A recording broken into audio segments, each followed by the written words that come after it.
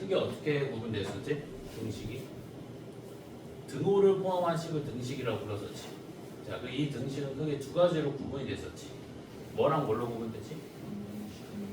방정식과 항등식으로 구분되지.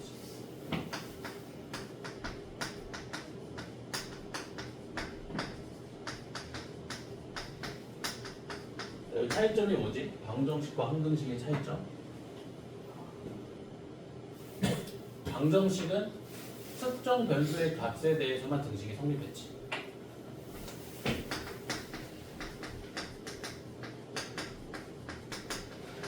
하지만 항등식은 그 변수 값에 관계없이 등식이 항상 성립했지. 모든 변수 값에 대해서 등식이 성립하는 게 항등식이지. 그지? 요번 단어는 요 방정식에 대해서 공부할 거야. 자, 방정식에서 그 방정식을 성립시켜주는 요 특정 변수의 값을 뭐라고 부르니? 해라고 부르지. 근이라고 부르기도 하고. 그리고 요 해를 구하는 과정을 방정식을 뭐 한다 그래? 푼다고 하지. 요 해를 구하는 과정을 방정식을 푼다고 한다. 그치? 자, 그래서 우리가 먼저 우선 공부할 방정식은 자, x에 대한 방정식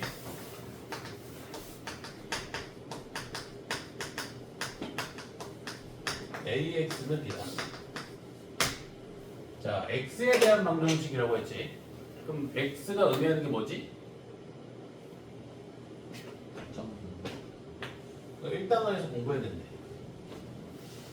저 x에 대한이라는 말이 우리한테 알려주는 정보는 뭐지? 누가 변수다? x가 변수다. x를 변수로 하는 방정식이다. 이런 말이지.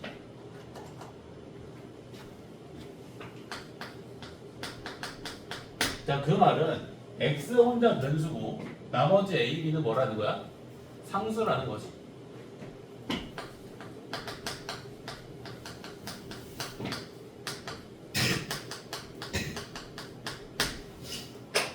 자, 그럼 이 x에 대한 방정식을 일단 풀어볼 건데, 즉, 이 방정식을 만족시키는 x 값을 구해볼 건데, 자, 표면적으로 봤을 때는 몇 차 방정식처럼 생겼니? 1차 방정식처럼 생겼지. 자, 근데 a가 만약에 0이면 어떻게 되니? 1차 방정식이라고 할 수 있어, 없어? 없지. 표면적으로는 1차 방정식처럼 생겼지만 a가 0이면 최고차항의 차수를 1차라고 말할 수 없기 때문에 1차 방정식이라고 할 수 없지. 그래서 이 x에 대한 방정식 ax는 b를 풀 때는 크게 1차 방정식일 때랑 1차 방정식이 아닐 때로 구분해서 풀어야 돼. 즉 a가 0이 아닐 때랑 a가 0일 때. a가 0이 아닐 때가 1차 방정식일 때겠고 a가 0일 때가 1차 방정식이 아닐 때겠지. 여기까지 이해되니? 자, a가 0이 아니면 자, 방정식 ax는 b를 풀어주면 되지.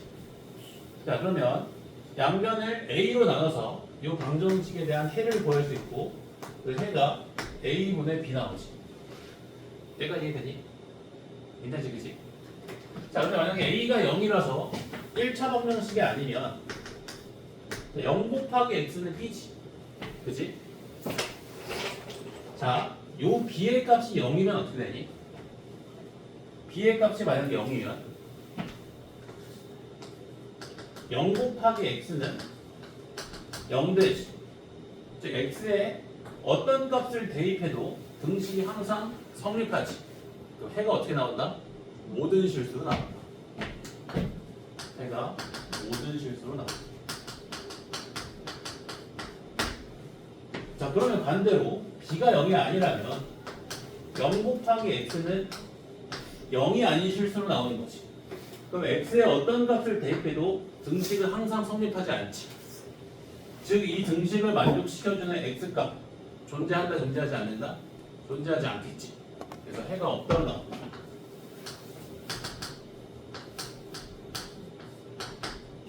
이해되니? 자, 이렇게 방정식에서 해가 모든 실수로 나오는 경우를 부정이라고 부르고 해가 없다로 나오는 경우를 불능이라고 부른다. 이 부정이 무슨 뜻이냐면 말 그대로 낮이 아니라 정해지지 않는다. 정해질 수 없게 많다 이런 말이야.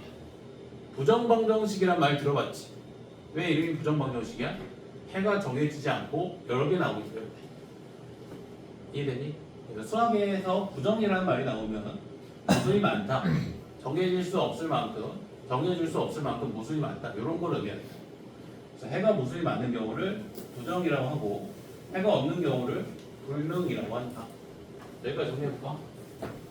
정말 중요하다. 이거 학교에서 막 주관식으로도 나온다. 이거 되는 걸 서술형으로. 왜냐면 이게 주관식으로 내기 서술형으로 내기 좋은 이유가 채점 기준이 명확하다는 것이. 채점하기 편하다. 그래서 가끔씩 낸다. 가끔씩.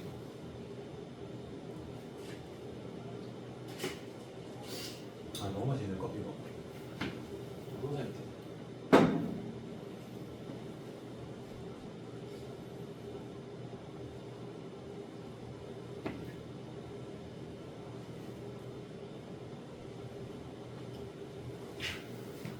너 중학교 때 배웠지? 배웠지 중학교 때. 복습.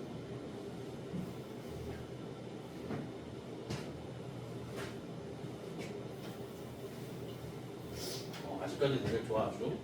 아주 운동장 되게 좋아. 토요일이니까 수행 시간 많이 줄게. 45분 해주겠다. 15분. 그렇지? 나가지 뭐. 나는 아침부터 텐션이 너무 좋아가지고 어떻게 맞추기가 힘드는데 이게 텐션이 좋지? 원래 운동할 시간이 그런 겁니다. 원래 항상 이 시간에 운동하거든. 그래서 막 텐션이 너무 좋아. 소리 지르고 싶어. 그 정도로 좋아지. 힘이 넘쳐서. 교무실에 가서 쌤들 부담스러운데 좀 피하는 느낌? 좀 입을 닫았으면 하는 눈치?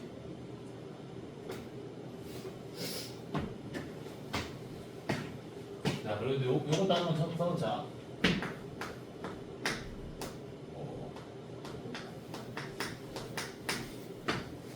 자,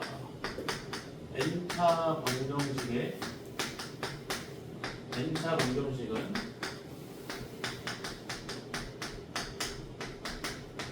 복소수 범위에서 해가 n개다. 이것도 써놓자. 이거 수업 했었니 혹시? 좋아요? 안 했지? 이 복소수 범위라는 게 무슨 말이지?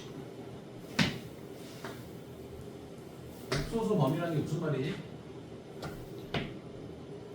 자, 이 복소수 안에 실수랑 허수가 다 포함됐었지. 근데 복소수 범위라는 말은 이런 말이에요. 실수, 허수 통틀어서.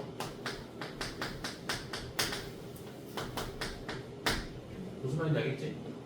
복소수 안에 실수랑 허수가 다 포함됐었지. 그 복소수 범위라는 말은 실, 허수를 통틀어서 이런 말이다. 자, n차 방정식은 복소수 범위에서 해가 항상 n개다. 2차 방정식은 복소수 범위에서 해가 몇 개? 2개. 3차 방정식은 3개. 1차 방정식은 몇 개? 1개. 되니? 1개인 거? 자, 문제 풀어볼게. 자, 339번 볼래?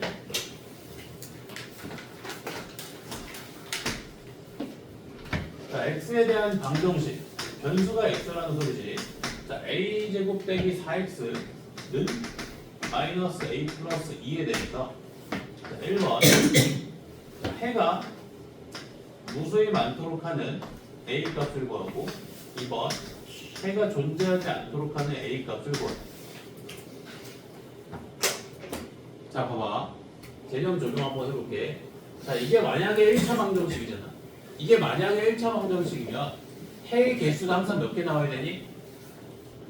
1개. 되니? n차 방정식은 복소수 범위에서 해가 n개라고 했으니까 1차 방정식의 해는 항상 몇 개 나와야 돼? 1개 나와야 되지. 맞지? 해가 무수히 많거나 해가 존재하지 않을 수 있어 없어? 1차 방정식이 해가 무수히 많거나 해가 존재하지 않을 수 있니 없니? 없지. 1차 방정식은 해가 항상 몇 개니까? 한 개니까. 따라서 해가 무수히 많거나 해가 없다는 말은 곧 요 주어진 방정식이 1차 방정식이 아니라는 소리지. 그치? 그래서 1차 항기수가 얼마다? 0이라는 소리다. 이렇게 이해해야 된다. 1차 방정식의 해의 개수는 항상 한 개다. 해가 무수히 많거나 해가 없을 수 없다. 이해되지? 따라서 해가 무수히 많거나 해가 없다면 1차 방정식이 아니라는 소리고, 따라서 1차항의 개수가 0이 돼야겠지. 따라서 a제곱 빼기 4가 0이니까 a가 플러스 마이너스 2 나오지. 그치? 자, 그럼 1번. 자, a가 만약에 2면, 자, a 자리에 2 대입해볼까? 그러면 0 곱하기 x는 0 나오지. 해가 무수히 많지. 그래서 해가 무수히 많도록 하는 a 값이 2다. 이걸 또 뭐라고 불렀죠? 우리가 무슨 식? 이게 항등식이야. 이게 항등식인 거 이해되니? 그치? 항등식. 자, 이번에는 a가 마이너스 2면 0 곱하기 x가 4 나오지. 주어진 등식을 성립시킬 x가 존재하지 않지. 해가 있다 없다? 없다. 해를 존재하지 않도록 하는 a 값은 빼기 2였다. 이렇게 풀어야 된다. 이렇게 개념 적용해서. 이게 엄청 중요하다. 사실 참고라고 쓴대요. n차 방정식의 해의 개수는 복수 소범위에서 항상 n개다. 따라서 1차 방정식의 해의 개수는 1개다. 주어진 방정식의 해가 무수히 많거나 해가 없다고 했기 때문에 1차 방정식이 될 수 없고, 따라서 1차항의 개수가 반드시 빵이 돼야 된다. 따라서 a가 플러스 마이너스 있다. 근데 a가 2면 0 곱하기 x는 0이 나와서 x에 어떤 값을 대입해도 등식이 항상 성립하지. 해가 무수히 많다가 나오고, a가 마이너스 2면 0 곱하기 x는 4가 나와서 주어진 방정식을 성립시킬 x가 존재하지 않지. 해가 없다 나온다. 오케이? 자, 그럼 다들 340번 시작. 다 정리하고 340번 시작. 맛있게 풀도록.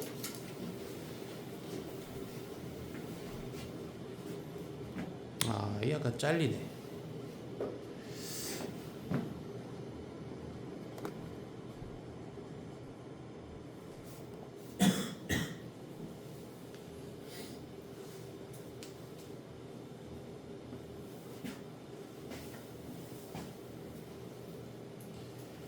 일단 x에 대한 방정식이니까 x에 대해서 정리해야지. 근데 x에 대해서 정리하는 방법이 몇 가지가 있다? 두 가지가 있다. 내림차순, 오름차순.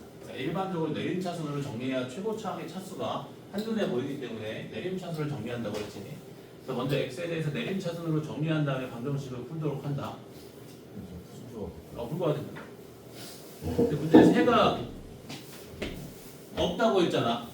그럼 1차 방정식일 수가 없지. 따라서 1차 개수가 얼마다? 빵이다. 1차 방정식의 해는 몇 개니까? 한 개일 수밖에 없으니까. 쉽지? 그리고 공수2를 하겠다 이제. 잠깐 거리 절대값 때문에 이걸 미리 설명하는 게 좋을 것 같아. 이 좀 윈터 친구들이 조금 더 그 성적이 높게 나와서 조금 더 세세한 내용들을 조금 더 담으려고 하긴 하고 있거든요. 거리 개념을 조금 더 설명을 하고, 왜냐면 그 거리 개념을 이해해야 절대값이 좀 더 와닿기 때문에 거리 개념을 설명하고 절대값을 설명합니다. 내가 거리 개념 설명만 딱 들으면 쉬는 시간일 것 같거든요. 10분이면 되거든.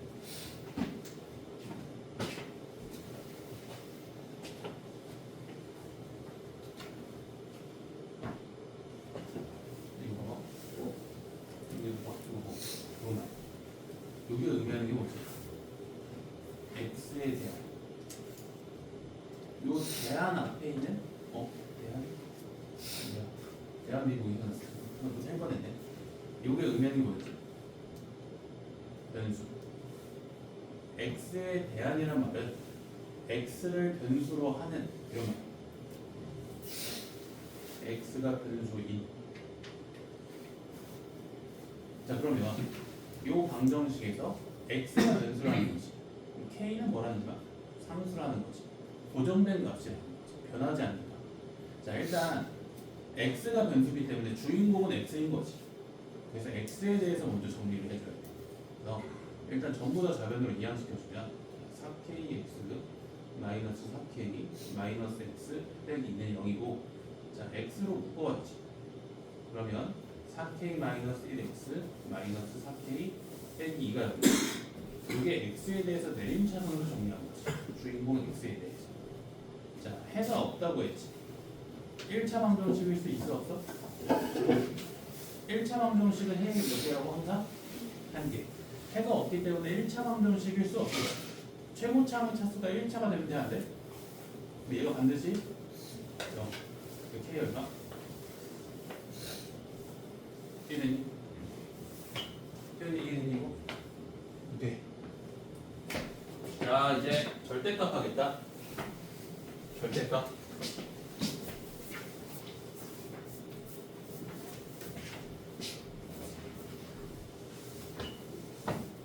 이 절대값을 이해하기 위해서는 그 수직선 상에서 두 점 사이의 거리를 이해를 해야 되거든.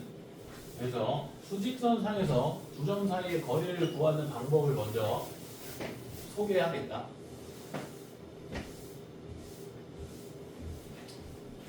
수직선이랑 좌표 평면이랑 차이점이 뭐니?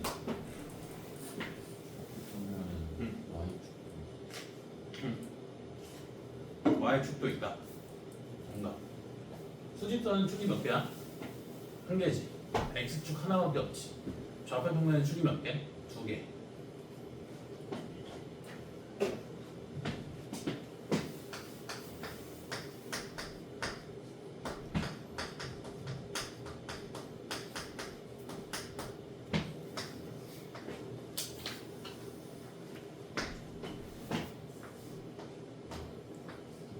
자, 수직선 위에 있는 두 점 X랑 원점 사이의 거리를 구해볼게. 오케이? 수직선 상에 있는 두 점 X랑 원점 사이의 거리를 구해볼게. 자, 이 둘의 거리 얼마? 당연히 얼마겠니? X지. 여기까지 되니? 자, 얘가 만약에 3이야. 자, 원점이랑 3 사이의 거리 얼마? 3이지. 얘가 만약에 5야. 원점이랑 5 사이의 거리 얼마? 5지. 항상 거리의 기준은 누구다? 원점이지. 맞니? 수직선 상에서 x가 만약에 0보다 크다면 x가 만약에 0보다 크다면 x랑 원점 사이의 거리는 얼마다? x가 된다. 자, 근데 이번에는 반대로 x가 0보다 작으면 x가 원점을 기준으로 왼쪽에 위치하면 수직선 상에서 원점이랑 x 사이의 거리는 얼마니? x라고 하면 될까 안 될까? 해야 돼. 다시 예를 들어서 자 수직선 상의 두 점 원점과 마이너스 3 사이의 거리를 구하래. 얼마? 3이라고 할 거지. 빼기 3이라고 하면 돼, 안 돼? 안 되지. 거리라는 값은 항상 0보다 크거나 같아야 되지. 그런 물리량이지. 그치? 빼기 3이라고 하면 된다, 안 된다? 안 되지. 따라서 자 x가 0보다 작을 때 수직선 상에서 원점과 x 사이의 거리는 얼마? 마이너스 x지. 이해되니? 값을 뭘로 만들어야 되니까? 양수로.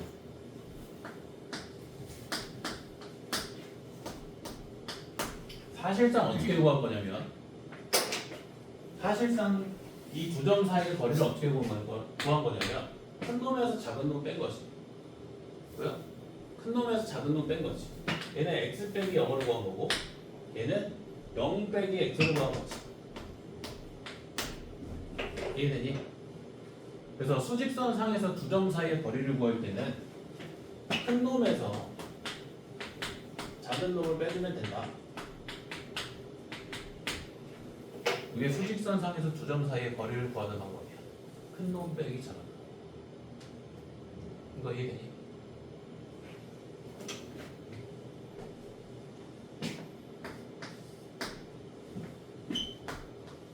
자, 이번에는 수직선 상에서 위치한 두 점 x1과 x2 사이의 거리를 한번 구해볼게. 수직선 상에 위치한 두 점 x1과 x2 사이의 거리를 구해볼게. 자, 첫 번째 상황은 x1과 x2가 모두 원점을 기준으로 오른쪽에 위치한 상황. 근데 x2가 x1보다 더 큰 상황. 얘가 x1이면 얘가 x2지. 이해되니? 자, 요 길이 얼마니? x2지. 요 길이 얼마니? x1 거 이해되니? 따라서 두 점 x1과 x2 사이의 거리는 x2에서 x1을 뺀 x2 빼기 x1이지. 이해되니? 자, 이때는 큰 놈 빼기 작은 놈인 거 보여? 보이지? 큰 놈 빼기 작은 놈인 거 보이지? 자, 두 번째 답나? 자, 이번에는 한 놈은 음수, 한 놈은 양수, 한 놈은 음수, 한 놈은 양수. 그러면 x2가 양수니까 x2는 원점을 기준으로 오른쪽에, x1은 음수니까 x1은 원점을 기준으로 왼쪽에, 이런 말이겠지. 자, 이 길이 얼마니? x2. 이 길이 얼마? 마이너스 x. 그렇지. 따라서 우리가 구하고자 하는 두 점 사이의 거리 x1과 x2 사이의 거리는 이 두 개의 길이를 더한 값이니까 x2 빼기 x1이지. 이때도 여전히 수직선 상에서 두 점 사이의 거리가 큰 놈 빼기 작은 놈인 거 보이니? 보이지? 보이지, 그지? 세 번째. 자, 이번에 둘 다 0보다 작을까? 둘 다 0보다 작을까?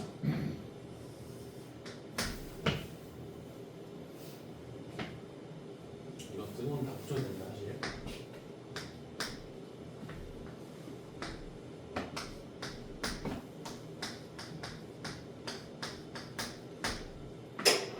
자, 요 길이 얼마? 마이너스 x. 요 길이 얼마? 마이너스 x2지. 자, 그럼 우리가 구하고자 하는 두 점 사이의 거리는 마이너스 x1에서 마이너스 x2를 빼주면 되지. 그지? 마이너스 x1이라는 길이에서 마이너스 x2라는 길이를 빼주면 되고, 자, 마이너스 x1에서 마이너스 x2를 빼주면 빼기 두 개 만나서 플러스로 바뀌지. 그러면서 x2 빼기 x1 되지. 여기까지 이해되니? 여전히 수직선 상에 위치한 두 점 사이의 거리는 큰 놈 빼기 작은 놈이지. 이해되니? 그래서 수직선 상의 두 점 사이의 거리를 구할 때는 어떻게 구한다? 큰 놈에서 작은 놈을 빼서 구한다. 이해되니? 자, 예를 들어서 수직선 상에 위치한 두 점 9랑 마이너스 8 사이의 거리를 구하래. 그럼 9 빼기 8이니까 17이지. 어떻게 하는지 알겠어? 큰 놈에서 작은 놈을 빼서 구한다. 수직선 상에 위치한 두 점 사이의 거리를. 이해되지? 자, 근데 만약에 그 두 놈의 대소관계를 모르면 어떻게 될까? 내가 수직선 상에 위치한 두 점은 큰 놈에서 작은 놈을 빼서 구한다고 했지. 그치? 근데 만약에 그 두 점의 대소를 모르면, 큰 놈과 작은 놈에 대한 판단이 안 되면 두 점 사이의 거리 어떻게 구할까? 어쨌든 값이 뭘로만 나오면 돼? 양수로만 나오면 되지. 그치? 그래서 순서 관계없이 서로 그냥 빼준 다음에 뭐 씌워버려? 절대값 씌워서 양수로 만들어주면 되지.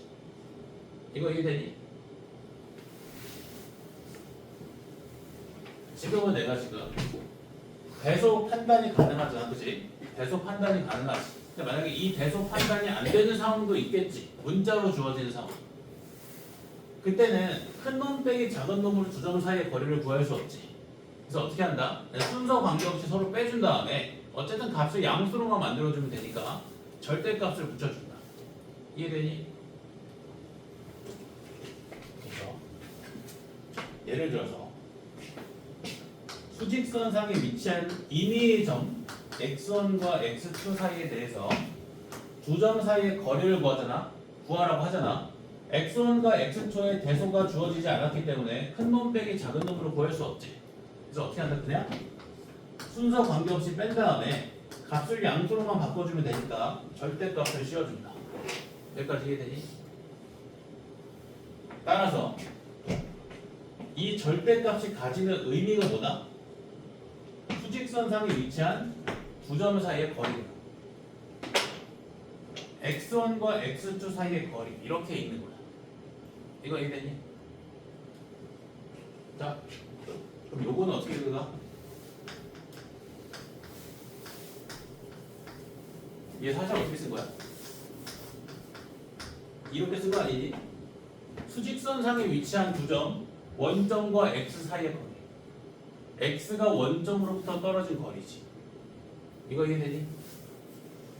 자, 2번. 자, 절대값 x 빼기 3. 수직선상에 위치한 두 점 x랑 3 사이의 거리. 되니?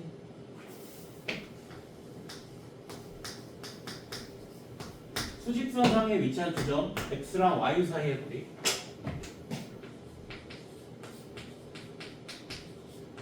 자, 빼기로 바꾸고 싶지. 플러스 y를 빼기 y로 바꿔. 그러면 수직선상에 위치한 두 점 x랑 빼기 y 사이의 거리. 이해되니? 진짜 이해되니? 자, 정리하자. 이거 절대값 그쪽에다가 필기 좀 하지 마. 이거 쉬는 시간.